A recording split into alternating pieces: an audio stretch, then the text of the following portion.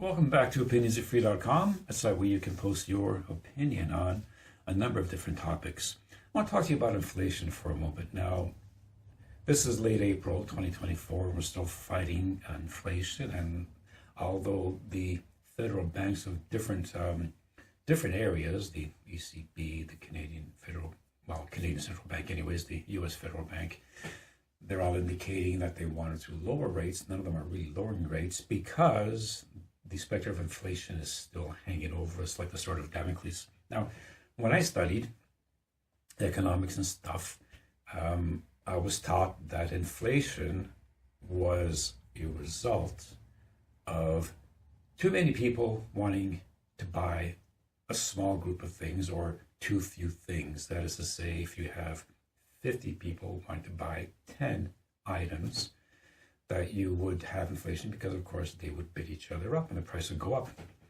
And that was inflationary. Now, that's fine, but economics rather, doesn't stay constant.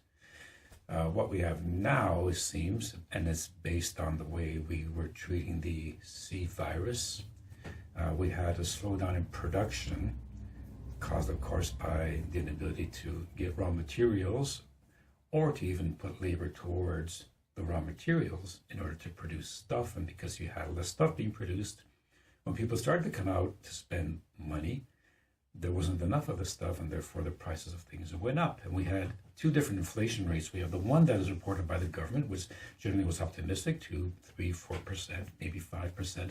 Then we have the real rate of inflation, which is the one that we had to face when we went to the store, which is probably close to 9 or 10% for most things. Now, not everything is calculated in core inflation. I think that gives us a very distorted picture of what the actual cost of things are. But let's look at the whole supply-demand issue. We understand supply-demand, that's a common sense theory that if you have a small supply and a big demand, you have inflation. If you have a large supply and a small demand, you have softening of prices or even a collapse of prices. Does it make sense to raise interest rates up when you have inflation if you don't have enough stuff being produced? Won't raising the actual interest rate up make it harder to produce those things, which would in fact have an inflationary support or an inflationary effect on the cost overall? So are we going the wrong way? Should we be instead lowering rates, but lowering rates only if we have a matched increase in production? In other words, we're not just going to lower rates and give it, lower rates to businesses unless they match production output in order to make sure that there's enough stuff being produced for people to buy these things so that there isn't an inflationary force pushing up the cost of these things. Because again, if you only give, the benefit of lower rates to manufacturers, but they don't put it towards production, they put it towards whatever, executive compensation, easy money. There was a lot of that floating around before the big C hit, but it wasn't really going towards making the product any better. And now you see the results. So there is a lot of discussion out there about raising rates, in fact, because inflation hasn't been dampened. I just don't think it's going to work. When you raise the inflation up higher, it makes it more difficult for companies to survive, which means they have to start cutting back on, eventually cutting back on employees, which means you have unemployment. And yes, that means that there won't be as many people buying certain things, but that also means that you have companies that could go out of business because they cannot produce things that people are buying because no one's buying these things. And then you have an increase in unemployment, which can only be corrosive to the fabric of society. What happens when you have millions of unemployed people lining up for food? Well, you know what happens. You have a lot of unrest.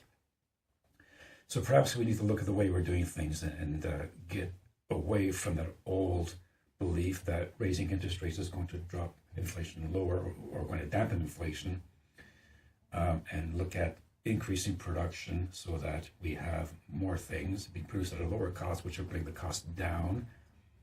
You will have some stagnation of product development, that's fine, but then if companies go out of business, you're going to have that anyways. That's just my opinion, okay? I'm not a world-class economist. Apparently there are a great many of these world-class economists out there giving their opinions, and you're either half right or half wrong, depending on what side of the fence you're on. And, get their opinion as well if you want. But leave your opinion on this topic. on opinionsarethree.com. You don't have to join the site or log on. You simply have to get on, pick a topic, and leave your opinion. Leave me your name, even a first name will do, and the location, because I like to know where you're located, just so I have an idea of what part of the country or the nation or the continent feels towards this or towards that. Opinionsarethree.com, and please like this page. Thank you. Have a good day. And I hope you're doing okay.